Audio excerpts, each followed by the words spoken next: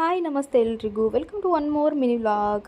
ಇವತ್ತು ನಾನು ಬೆಳಗ್ಗೆ ಟಿಫನ್ಗೆ ಇಡ್ಲಿ ಜೊತೆಗೆ ಸಾಂಬಾರು ಚಟ್ನಿನ ಮಾಡಿಕೊಂಡೆ.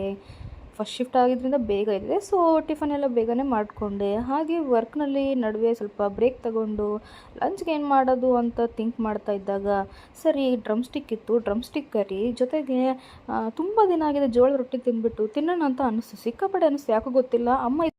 ಅಮ್ಮನ ಹತ್ರ ಇದ್ದರೆ ಡೈಲಿ ಮಾಡಿಕೊಟ್ಟಿರೋರು, ಏನು ಮಾಡೋದು ಇವಾಗ, ಅವರಲ್ಲಿ ನಾನಿಲ್ಲಿ, ಸೊ ಏನು ಮಾಡೋಕ್ಕಾಗಲ್ಲ, ಇನ್ನು ನಾನೇ ಮಾಡ್ಕೋಬೇಕಲ್ವಾ. ಸೊ ಇವತ್ತು ತಿಂದಿದ್ದು ಸಿಕ್ಕಾಪಟ್ಟೆ ಖುಷಿ ಅನ್ನಿಸ್ತು. ಜೋಳದ ರೊಟ್ಟಿ ಹಾಗೆ ನುಗ್ಗೆಕಾಯಿ ಪಲ್ಯನ ತಿಂದಿದ್ದು ನಂಗೆ ನಿಜವಾಗ್ಲೂ ಸಖತ್ ಹ್ಯಾಪಿಯಾಗಿ ಫೀಲ್ ಆಯಿತು ನನಗಂತೂ.